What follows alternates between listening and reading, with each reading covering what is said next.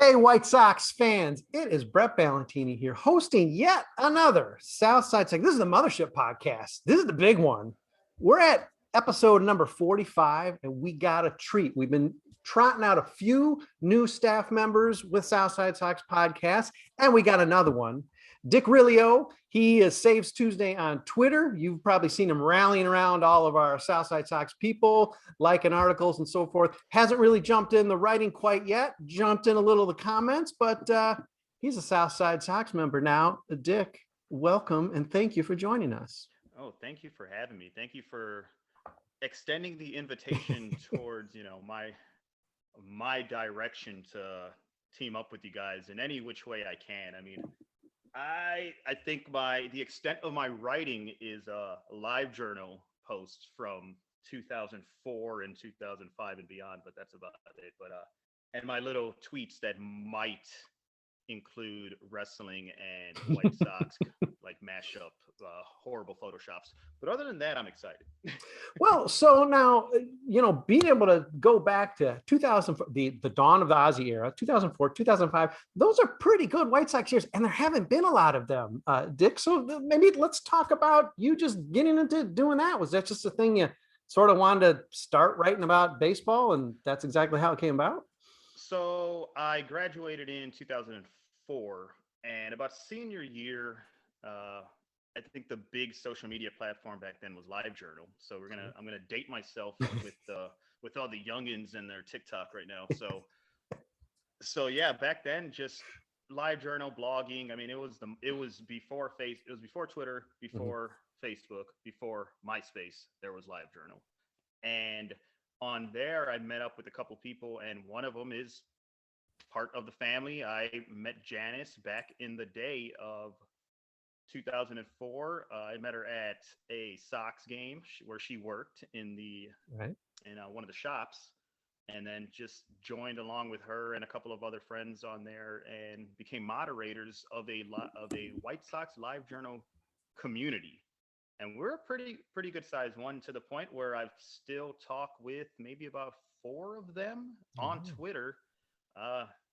Yeah, it's been crazy, man. Yeah, just back then, just talking about the team, being a nice 17, 18-year-old, thinking I was more important than I was, and we all do, having some pull back then. And it was good, fun times. The Ozzie era, seeing that team right before the World Series. So we had the LiveJournal community during the World Series, so that whole season. I mean, it's one of the things when I think back on that season, I think of the friends I had from LiveJournal, and just the memories we had with that. I mean, I met Janice at the Rally Monday. She actually had tickets to Game 1 against Boston that she won, but had to work the game. Oh, man. So she gave them to myself and another buddy, and we actually went to that game and saw the beat down on the Boston Red Sox. That was one of the greatest games I've ever been to. I've been to some good ones, but that one just always sticks out, man. Oh, and that was a hot day. That was a weird day because it was so hot that first game. It was hot, and it was Chicago. 1 o'clock. Yeah, I think it was like a 1 o'clock game, and some good stuff, man. I hit the shower for that game, Dick. I said this is too hot, and then it became. It was a tradition. I kissed the mini statue, and I took a shower, and I kept one going throughout the whole playoff run, not the shower. Do it. You want to talk about tradition or some superstition with playoffs? So, geez. All right. So I have a story of where were you when you saw the White Sox win the World Series? So I was working, and it was Game 4. I'm working back at Carson Perry Scott in Indiana, in the back room, listening on this little tiny radio that barely. Sure.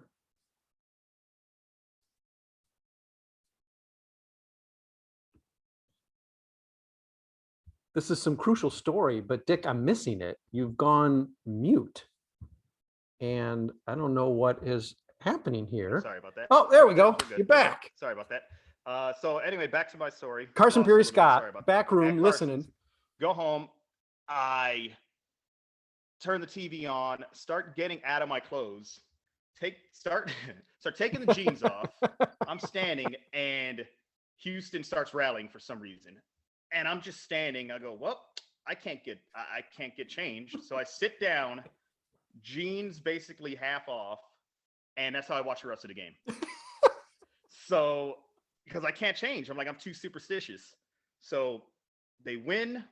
I jump up, jeans fall. My brother runs in the room kind of to look at me, and he just stares at me.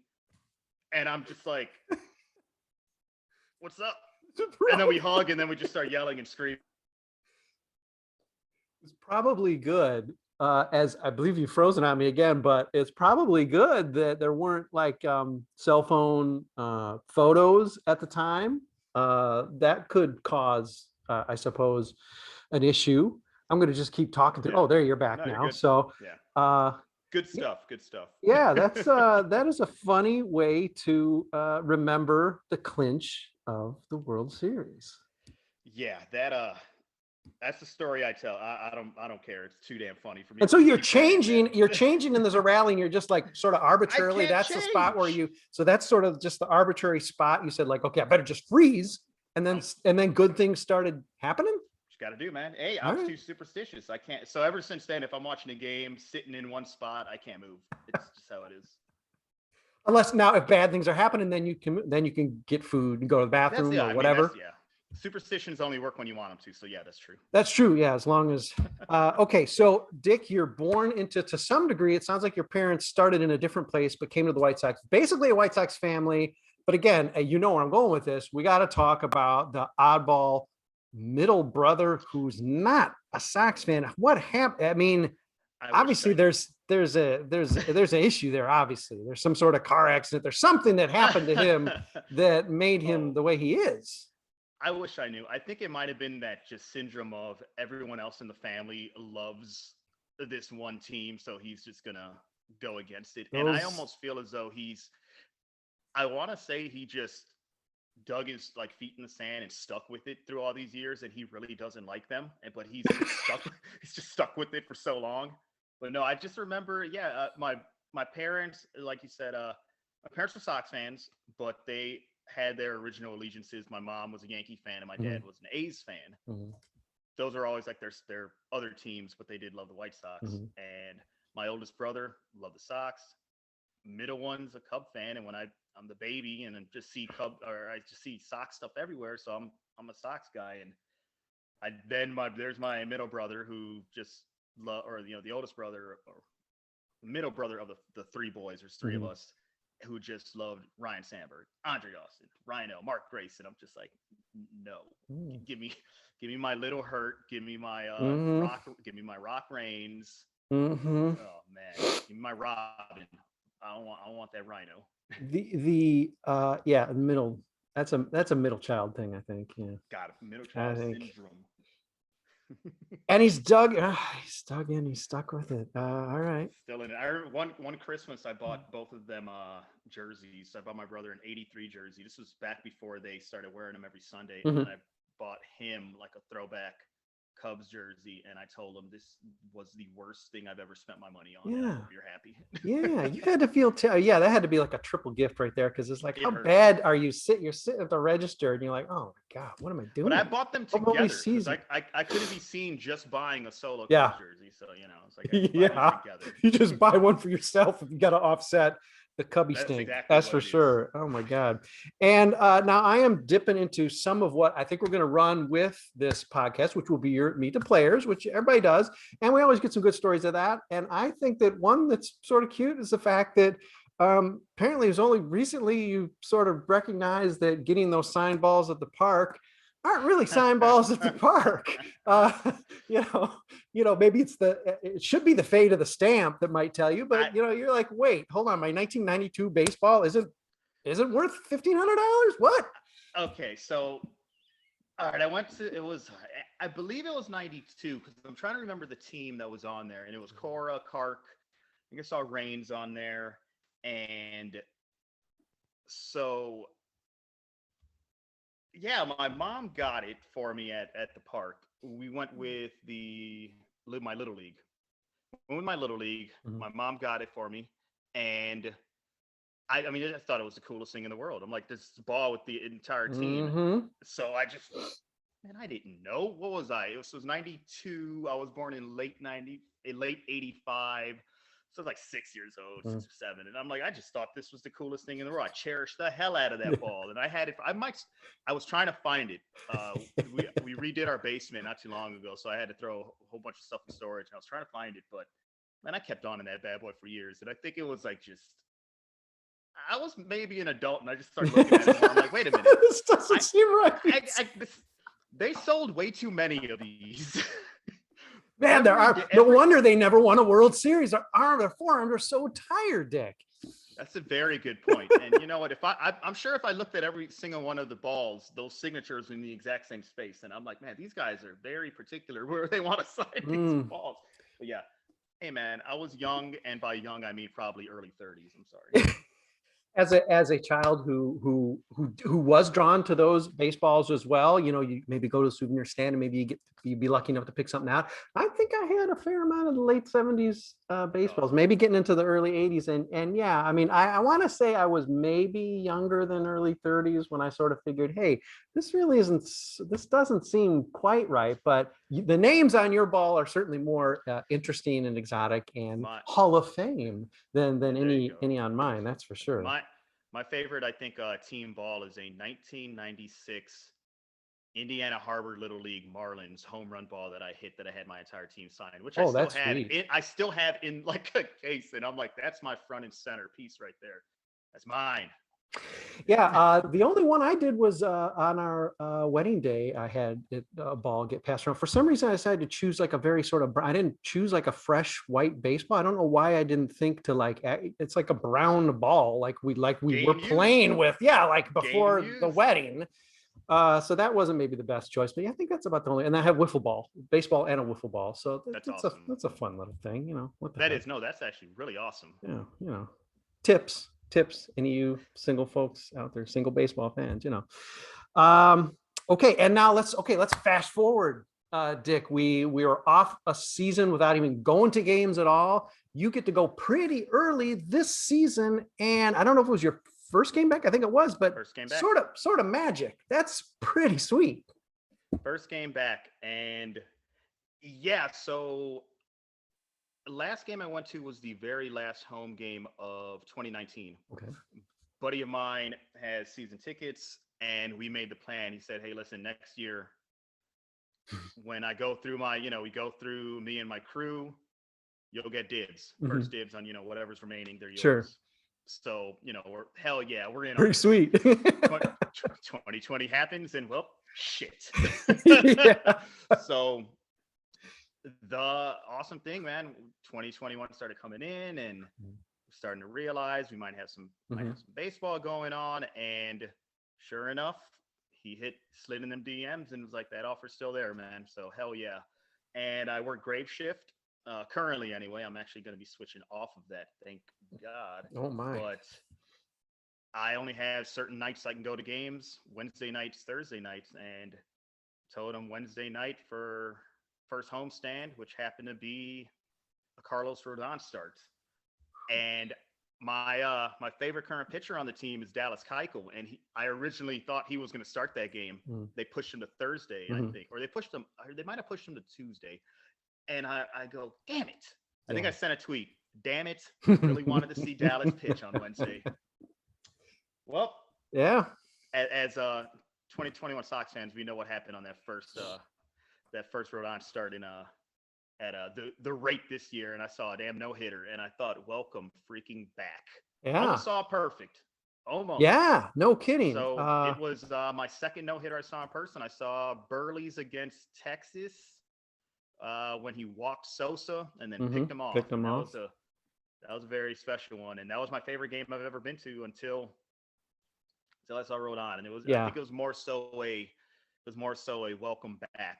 And then I proceeded to go to the very next game on Thursday and saw an L and was like, son of a bitch. All right. Well, yeah, one's gonna weigh in your memory a little harder than the other. And Los clearly knew that you were sort of like rooting against his start and wanting to see Dallas. So he's like, okay, come on, I got to come through for this guy. Because there are not that many fans. You can imagine that, it could be counting faces, could be counting heads saying, all right, hold on. I'm not getting a good feeling about that. I'm not getting a good vibe about what's out there. Looked up in that 540 Let me be the section. Man. Yeah, Right. looked up in that 540 section. So Saw you these just guys sort with of sitting beards back looking like, very upset that I saw Carlos Rodon. And little scowl, sure. He couldn't unbutton the way he usually does, so he's not comfortable either. Very true. You know, that's very true, man. Chest out for Eloy. He's doing it for him, man.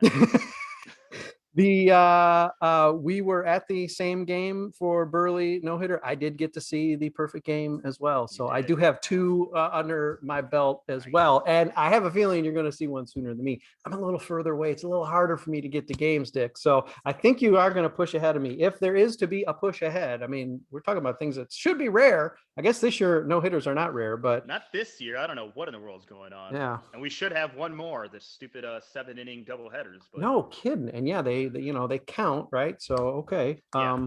The stats counts, just not no hitters. Let's talk a little bit briefly, at least, because I am out of my element when I talk about it, but you also are a veteran podcaster and that you were, at least until relatively recently, doing some wrestling podcasts. Yeah. Tell me how you sort of get into that and how that went. So when I was younger, I was huge in wrestling. I've got behind me, there is a Detolf glass case. The top of it is filled with nothing but Bret Hart figures. And Bret Hart is my favorite of all time. So when I was younger, I mean, I grew up with the Hulkamania, Ultimate Warrior, early Hart Foundations. And just as a kid, I mean, we're just seeing larger than life heroes, like, beat each other up. And that's what we want to do. Sure. Don't try this at home. Okay, whatever. Right. I got a couch. Yeah, pretty. And then I had two older brothers who wanted to practice wrestling moves on me. So that was fun as well. So, I mean, I saw that. I saw the Attitude Era of Austin, and I saw the NWO, and like a lot of kids and basically, young men, you kind of grow out of it. And that's what I did. I started realizing, I'm like, all right, this is dumb. I'm done watching this. Right. Got back into it. My brother-in-law, he told me about this one guy. This was in 2012, and he's just said, hey, there's this one guy named CM Punk. You'll love him. So turn it on, and this guy basically is like the new Stone Cold Steve Austin with his promos and the way he talks, and just drew me back in. So so I was out of it from about 2001 to 2012. Nothing. Got back into it, and fairly recently in 2020, again, the stupid world, boredom, the only thing that kept going on, wrestling continued every single week. Mm-hmm. And a buddy of mine just reached out on Twitter. Hey man, you want to do something? We never talked before, only on Twitter, just replies. DM me. I want to do a podcast. And that was the first thing I ever did, like audio, mm-hmm. recording. Never did anything at all. So yeah, did that for about like half a year, and then we both just kind of like, life started happening, and I mainly was like his co-host. He ran everything. He was able to set the stuff up, and I just kind of was like, all right, man, let me just drink some beer, sign up, questions. The last couple of ones we did, I kind of took the reins over, and that was some stressful stuff. So, more power to you for being able to handle this stuff, man. Because I was like, I think I remember the first time I had to do it myself. I think I was fellow Southside Soxer Keelan. I was just like messaging her. I'm like, I'm stressing so much. I don't know what I'm doing. It was like, yeah, so that was fun. But no, wrestling to me is I love more so, people can ask me, how do you like something, it's fake. How do you like fake, men in underwear, wrestling on each other? And I'm like, I love the stories. It's a story. It's storylines. I like seeing where they're going to go next. I like trying to figure out where they're going to go next. I like the intricacies of it, the athleticism, and the personalities. And I like to, what I do on Twitter a lot is basically try to compare White Sox players with wrestlers and just to kind of see who is like who. Like Tim Anderson to me is 100% Stone Cold Steve Austin. He's the person that ruffled the feathers of authority. Mm-hmm. He's the no nonsense. I'm going to say what I want, and there's nothing you can do. Kick ass and just open up a can of whoop ass on other pitchers and just bat flip. Basically the Stone Cold beer can chugs, and then Jerry is evil, Mr. McMahon. It writes itself. I love it. So That's what I like doing on Twitter. That's like my gimmick, I guess you could say. Gimmick in wrestling terms is, what you're known for. This is your personality. And that's basically what it is. I'm the wrestling guy on there. So a lot of times people will randomly tag me and stuff, and it's wrestling related. And hey, I'm all for it. Is there a connection, and no desire to offend either camp? Is there a connection, though, from what you're telling me? Is obviously in our lifetimes we've seen a real resurgence in like superhero movies, and Star Wars is like reborn in that. Now, again, I'm way out of both of these camps. Is there a connection at all to that type of interest, or is that really like, okay, hold on, this is sort of my thing? And obviously I'm painting with a very broad brush here and saying like superhero movies and wrestling, but is there some logical connection there? I would say yes, in terms of, it was like I said with Hulkamania and The Ultimate Warrior, and you're a kid and you're seeing, to you, they're real life superheroes. You're seeing these guys come in in costumes, in face paint, in just rushing down, beating up the bad guys. And with wrestling, it's on TV live. There's a crowd there. Yeah. They're coming to your hometown to, to fight the evil. And so, yeah, to kids, they look at wrestlers like John Cena. There you go, right there, 100%. Kids look at that man like a superhero. So I can see that as a connection. And I think more so now the superhero genre, in terms of like the movies and all that, like Marvel and DC, that's way more popular. Wrestling has kind of started going a little downhill in terms of popularity, at least with the viewers. But I almost look at that in terms of oversaturation of the market, where there is so much more ways to get your wrestling now. Yeah. And there's just so much. You can literally watch wrestling every single day, and which is why I'm like, you know what? It's baseball time right now. It's baseball. I got fantasy baseball to worry about. So if I can watch this every single day. I was into it, predating you, of course. I think probably about the last I paid attention to was, I don't know which WrestleMania it was. Maybe it was the first one. I don't know. It was the one where Fridge Perry was in a WrestleMania, and I want to say maybe Steve McMichael was in a WrestleMania. And I just remember thinking, this is very strange. There's like 30 guys in a ring, and like randomly some guy. It's like it was like a demolition derby to me. That was WrestleMania. It's a low number, I think. It's gonna kill me if I say 2 and it isn't, but it was a wrestler and football player battle royal. Okay, and that's why the Fridge was in it. So yes, that is exactly it. Fridge was in it, and I do remember a couple others. Oh, I don't even know. You might have saw WrestleMania 11 when Lawrence Taylor was in it too. He was wrestling Bam Bam Bigelow in the main event. I can learn some things. It was a bad WrestleMania. Yeah, well, all right. Yeah, I think at that point, anything. Clearly, I had enough Bears fever to be like, okay, I'll even watch some wrestling with some Bears, and all right. So that's what I did. Dick, we are going to take a break. We've sort of got the Dick Reillo bio somewhat out of the way. I'm sure in future podcasts, a lot of other things will come out, but we want to sort of tackle, who is this guy? What makes him tick? And we found that out. We're going to take a real short break. If you're watching the video, pretend Dick froze again and just close your eyes, and we'll be right back, because there's no commercial on the video. Oh, look at this. I like it. I don't know what we're going to be selling you on SB Nation, but we are going to be selling you something. So at least consider buying it. I don't really care, but you can consider. Maybe it's something good. I've heard a few commercials, and they're weird. They're like weird, like natural, like vegan hair dye. And then I think there's got to be some weird like betting fantasy sports thing or whatever. I could use vegan beard dye if they got that. I'm in. All right. It's looking pretty full. It's looking pretty dark. You're fooling me. On this side, all right. Poor connection. All right. Yeah, right. All right. We'll be back in just a second with Southside Sox Mothership podcast number 45. Hey, White Sox fans, we are back. I'm with Dick Reillo. We are talking a very new member of Southside Sox. You'll be seeing more of him. You will be reading alongside this podcast. You'll be reading his Meet the Players, which is his bio and intro. We've sort of covered a little bit of that. We covered it live. You can hear it and read it.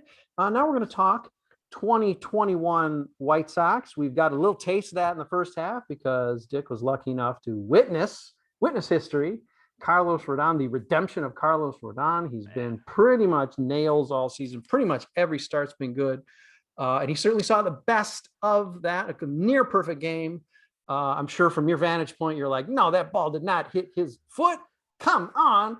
And what was the reaction? Well, clearly, I guess it got out that it was a hit batsman, but, you know. At the time, we had no idea. Yeah. I mean, we're up in the 540 section, so more so on the third baseline.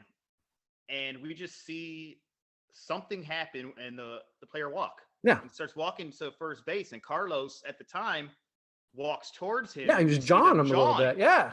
And so at the time, it's like, what the hell's going on? Yeah. So I text my buddy who's watching. I go, what the hell just happened? Yeah. He's like, oh, no, he was joking with him. He hit him in the foot, I guess, and just they're joking. I'm like, oh, my, what kind of bull? So then, you know, of course, I don't watch the game until a couple days later because it was like, let me just enjoy, you know, the experience. Right.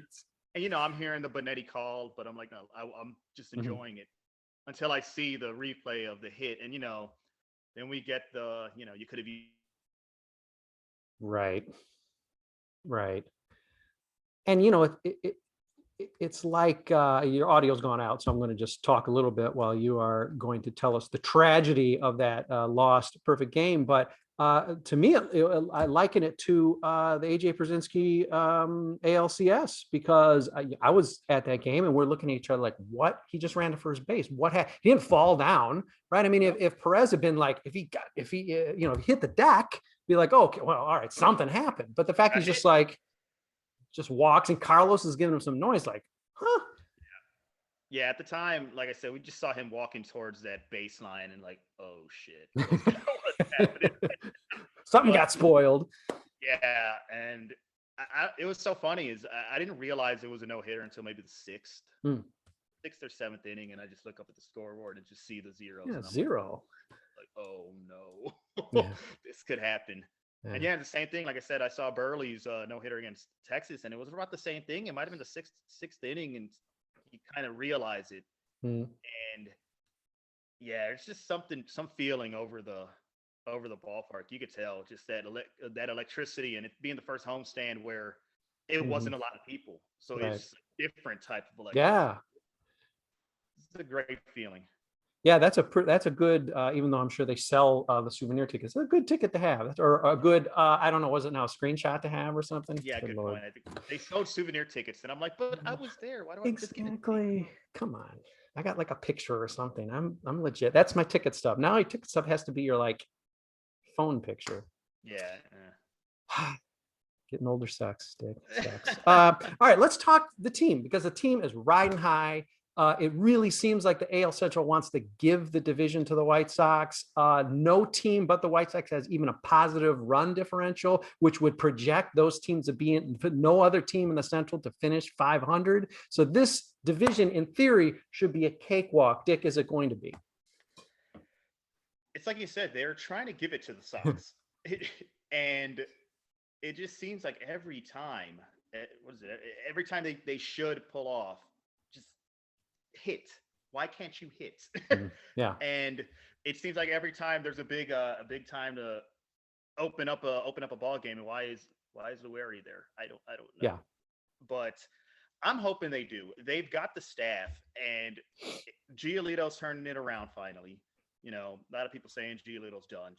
He had that one horrible inning is what he had. Yeah. And those numbers have been skewed, and he's riding the ship. Yeah. Dallas, I don't know if last season was the fluke, I guess you could say, but earlier today, we're recording this during a game, and he was looking pretty good out there today, and against the Tigers, who you need to look good against. And that's always a good thing. You could beat the shit teams. I'm fine with that. You got Cease looking way better than anything I imagine. I mean, people wanted him gone over Dane Dunning, which I'm one of them. I love Dane. And Dane, to me, was like my new Brandon McCarthy, where I was like, do not take him away from me. And then they send him to where they sent Brandon McCarthy. Yeah, right. And you got Rodon. This pitching staff is amazing. And you've got, for the lineup, in what we thought was zero depth. Yeah. You've got so many people stepping up, and freaking Jake Lamb hitting home runs all of a sudden. What is going on, Jake Lamb? I do not understand it, but I'm hoping they run away with this division. I'm hoping just that summertime they get really hot and just put the hurting down. But unfortunately, you got Cleveland just sticking right near them like always, and that's the scary thing. I don't think they play them again until when? Late end of the season? Are they done with them? They've piled up the games, so they got to be close. I don't think this is one series, but I know they end the series against them in I believe it's 4 games. So it's like 4 or 5 game series. So you'd like to have everything wrapped up. Instead of the way they did it last year, where they clinched and then they sort of like went, well, I guess, I don't know, we clinched, and that was a horrifying way. Yeah, that final 3 series against Cincy and everyone else. Because the clinching didn't really, I mean, again, it counts. They were in the playoffs. We got to see some playoff baseball. But the clinching didn't mean anything. There were like 8 teams? There was a ton of teams. It was like half the teams in the league. So it's like clinching is great and you want to do it, but it's not done. And as we saw, they went from pretty much, I think at that point, they were the first or second in the AL to pretty much barely holding on.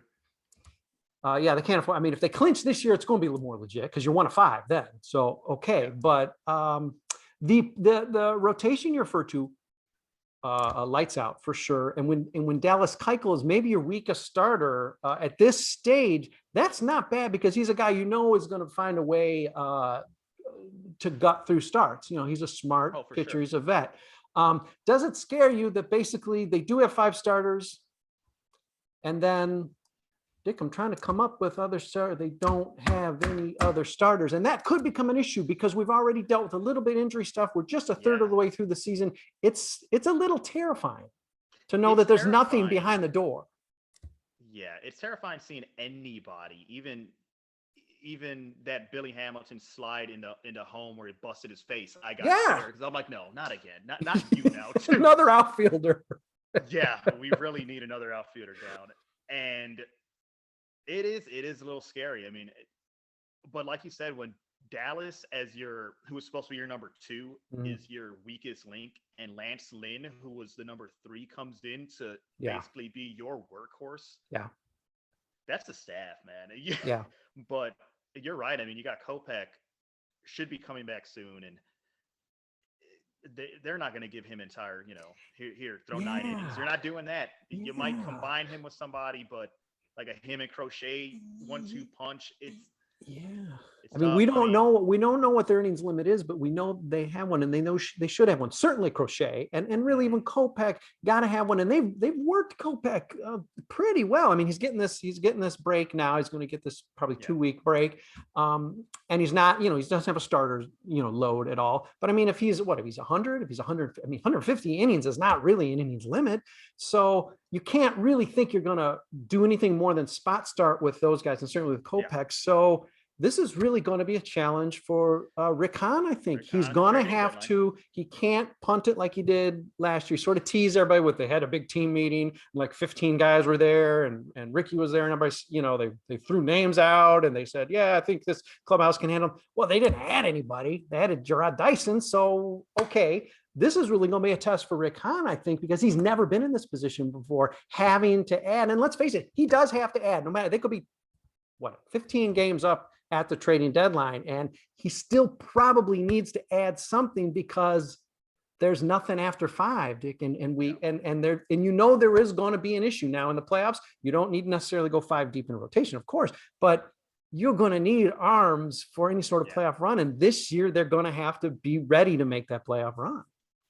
I'm afraid that they're going to be a little gun shy of who they're going to get rid of, though, and that's the thing. I'm afraid of them looking and somebody thinking the price is too high and win now. If you don't extend Lance Lynn, what was the point?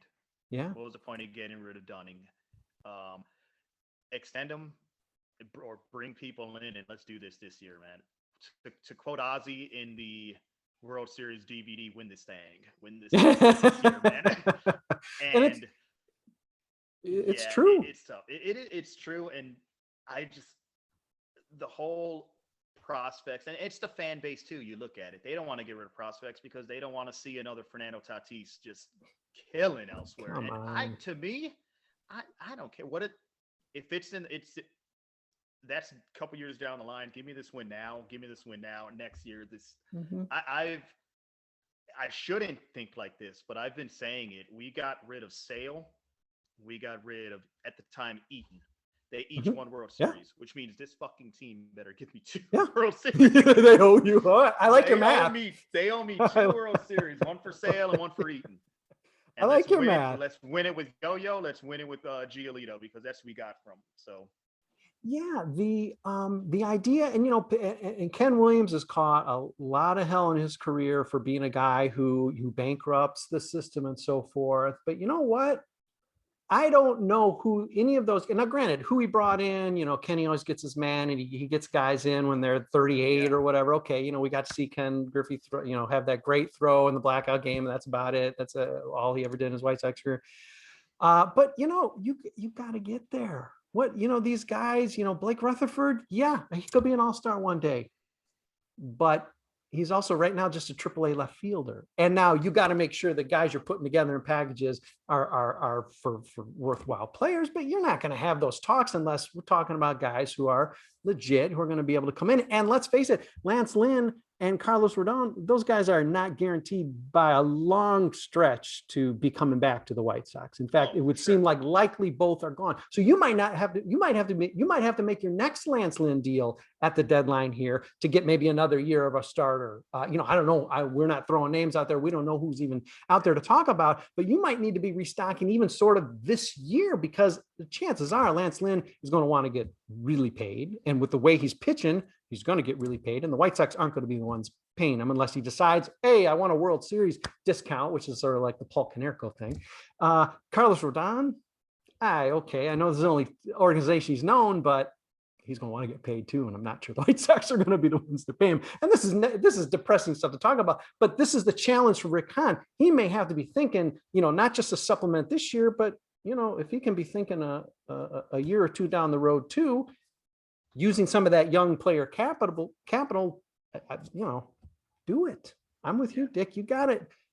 This is the window of contention. This is it. Well, we worried about a guy, who might be up in 2028 or 2026. Come on. We've got those 2 that are going to be here next year that aren't even playing this year with Pantera and Eloy. They'll be here next year. So if we can win this year and have those people stay with the team next year. Yeah, those would be nice free agents to come in next year for sure. There you go. But I already know who. Mark my words. Now we could jot this down. I know who we're going to get at the deadline. Okay, it's going to be. We need that outfielder. It's time for the Nomar Mazar redemption tour. So he's got to take the lead in his battle with Nick Magical, who gets more White Sox home runs. Well, Billy overtook it, so now it's the that will not cost a lot. That's the good news in that trade deadline deal. That will not cost a lot. It better not. That's all I'm saying. Man. Whew. Ooh. I apologize for putting that out there. Well, it can't be worse. It can't be worse. I mean, the poor guy had a strep throat, never could really get his swing grooving. He's already, I believe, hit more homers for the Tigers than he hit with the White Sox. It might just be 2-1, but bring him home. Yeah, right. Yeah, bring Nomar home. But generally speaking, given that this lineup has had some potholes because of injury, got potholes by design, apparently, because I believe they willingly signed Adam Eaton. There was nobody put a gun to anybody's head and said, you better take Adam Eaton and make him your starting right fielder. Continuously starting. Yeah. So given some of the limitations, the fact that this team has this kind of run differential, let's face it, all praise to the pitching side, because that's really what's responsible. It isn't really the defense, which I would think is about average at best. It's not really the offense, which has, I'm sure, been better than average. It really is the pitching suppressing runs. But the fact that they put it together the way they have, you can say it's just a benefit from a weak AL Central, but they're beating other teams as well, and they're going to beat other teams as well. This is a solid team it's wounded, and it's a solid team in position to really close this thing out aggressively. And Do you see them able to do that? I hope so. I do. And I'm afraid of it being a case of just everything clicking right now. And, like everyone, Yeah. it's a lot of people just jumping in to help. You got the Billy Hamilton out of nowhere games, but let's be honest, the Billy Hamilton going to stay like this forever. Right. If you start him every day, he's not going to be like this. I mean, he's a great spot The starter. law of averages says. There you go.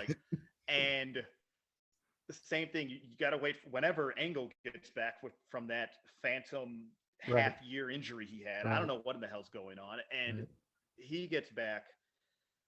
It's just, it's back to what we're saying, where if one person goes down again, Eloy went down. Oh shit, what's gonna happen? Yeah. Then Luis goes down. It's like, oh no. And we've got people stepping in, helping. Yeah. I'm hoping that they can just keep going with how they're going. And they are such a fun team to watch. To see this team win and to win way more than it was fun to watch that playoffs last year. Like we said, it was great to see it, but that loss was so hurting. That Dallas loss, and then that game 3 was just the most deflating thing I've seen in a while. So I can see them do it though. I've got faith in this team. Not so much in Tony. I got faith in the players though. Yeah, the good thing is, even though there are a couple core guys sidelined and might not be back this year, and if they are, who knows what you can count from them. But September, and you don't know what you're going to get. Yeah, but you've got a core on the pitching side, you've got a core you've got core pieces in the bullpen, and you've got core offensive players. Even though, as you're saying, you can't rely on the Billy Hamilton. Well, hopefully you don't have to. Hopefully you can weather 0 or even negative WAR performances by some of those guys, because you've got Jose to count on, Yohan, who looks like he's having certainly an all-star, if not MVP consideration year. Yasmani Grandal, a guy who's, even though he's not hitting and not swinging, getting on base and playing catcher, I guess you could say. He's playing catcher. Tim Anderson, Nick Madrigal is a rookie. He catches a lot of criticism, but for a rookie season, okay, we'll take it. He's there. He shows up like Yasmani right now. He's there, and that's something, because who's next on the depth chart if he's not? So the fact that you've got, you want to say, enough core pieces, you hope that can weather enough to win this division, you'd think is sort of a no-brainer. And the way they're winning it right now, listen, you can't argue with the fact that, this run differential, they've been a dominant team. They've got a dominant record. They got, I believe, the second best in the American League right now. So they're probably top 5 in the majors. And that's with this sort of like back and forth, as you're pointing out, they find a way to lose a game. They seem to lose a few winnable games. Tony not helping, that. I think run differential indicates they should have 3 more wins than they do. So, again, that could be luck. That could be user error from the manager, but I don't think we're going to get any real benefits from him this year. Hopefully he doesn't hurt us too much, but you just think at this point, all right, the car's operating well, it's cruising, we got cruise control going. Can we cruise control and then punch when we need to? And who knows, a couple acquisitions could help there. And that, Rick Hahn is going to be under the gun, because they're going to need to bring something. Again, it could be offense, it could be rotation, it could be just bolstering something, but I don't know if you can count on getting Luis back and him just hitting the ground running. Eloy back, where's he going to play, hitting the ground running. Those are great additions, but you don't know what you're going to get this year. So hopefully there's going to be something else that he's able to add that gives us confidence that after a dominant Lucas Giolito win in game 1 of the playoffs this year, the game 2 and game 3 aren't going to go the way they went last year, because that was sort of like, well, we got some, we can say we have a playoff win, go crazy if you want, but all right, here's what's we were guaranteed Soxtober, at least, with that first win. That's true. Hahn, I feel as though, has to do something. Last year, he got a lot of flack for just not doing a thing. And especially if they're staying in first or, back and forth with Cleveland, they need to do something. Whatever that is, I don't care who you give up in the minor league system. People I'm not a minor league guy at all. Like, I will not go through the stats and look through it, especially last year, which is such a weird. I mean, 2020 to me is just. I almost feel like you should throw them stats out. One, especially the minors, they had minor league. They didn't have a minor league season, or they had alternate sites. Right. And I always look at the 2020 stats. People just read them to fit whatever narrative they want. If someone struggled, well, it's a 2020. It was a shortened season. If someone did great, but look at he hit 3 something. So take your pick. So it's almost like, and right now we're already past that 60 game, but we're basically where last season was. So now, which is crazy to think about it. Well, we only had that little baseball last year. I'll forgive Han for punching what he did, because if he was going to have to compromise something for this weird season, okay, hey, listen, the ring is still a ring, and if they had won, great, and I guess he'd be a hero and there'd be a parade and we'd still go through those, but they would still be going through the motions, because that's the weirdest year ever. Not to take anything away from the Dodgers or the Rays who made the World Series, but if you were going to take anything away from Abreu, won the MVP, 100% deserved. And I mean, everyone played the same amount of games, so they do. It was a season, but it's weird. And to have given up a lot, and to have traded Andrew Vaughn for something just to make this push in this strange year, unless you really were getting a core piece for years to come, it's not promising. I'm not encouraged by the fact that maybe nothing at all happened, but I'll let them say, okay, listen, we passed because we knew the dangers of this sort of fool's gold of a 60 game season. But this year, it's different. And this year the window is open. This is a real season. This is the start for this team. It is for real now. And we're gonna have to see something. A trade really will need to happen, because unfortunately, listen, guys have gotten banged up. Maybe it's normal, maybe it's not, but this can't be the roster he takes into October thinking there's going to be a different result in even the first round of the playoffs, much less later on in the playoffs. So I'm sure he knows that, and I'm sure he recognizes the difference between this sort of weird fantasy season of 2020 and what we have this year, which is this is real baseball, and there's going to be full houses for the playoffs. So it's going to be, I mean, we're going to get full houses pretty soon. They approved 100%, so it's real. So you have a chance. What you're saying is you have a chance to see more no hitters this year, Dick. Oh, for sure. I think I've gone to 5 games so far this year. I'm trying to get over 10. So I'm gonna try. I try to do one a homestand is what I'm trying to do. And we'll see. Listen, really, come on, up the ante. No hitter ain't going to do it anymore. Get the perfect game. Go get the perfect game. Let me see a clincher. Let me see a division clincher. All right. Let me see a pennant. All right. You seem to have tickets fall to you too come playoff time, so that's pretty sweet too.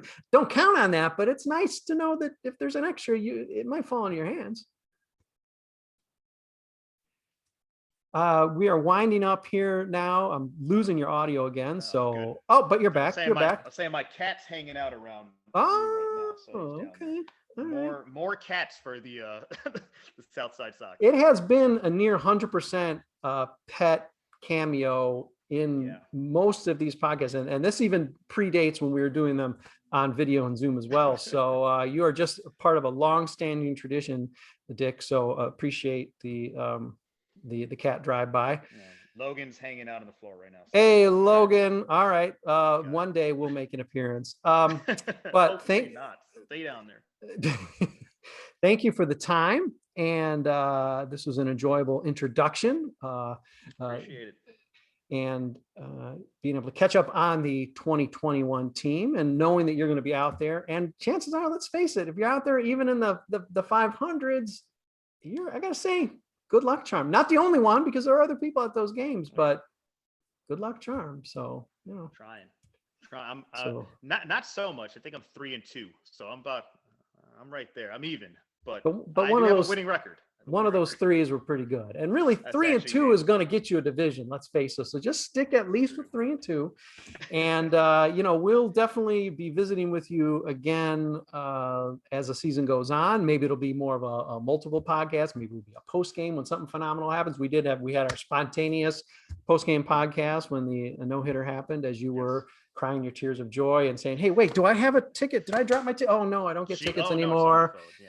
But we'll definitely check in again. But thanks for sort of making the debut here on number 45. And the Carlos Lee number. There you go. Carlos Lee. Saw him hit a grand slam against the crosstown Cubs. So the Cub killer. Always have a special place in my heart for that, because that game did not start out well, and it was a walk-off grand slam. So don't get many of those. So Dick, thank you for hopping on with us. This is Dick Reillo, Saves Tuesday on Twitter. Of course, you probably already know him from there more than you know him from our site, but we'll amend that as well soon. But enjoy his Meet the Players article running along with this podcast. And again, thanks everybody for reading, listening, some of you even watching. Appreciate it. And Dick, thanks for hopping on. We'll do it again real soon. Appreciate it. Thanks for having me.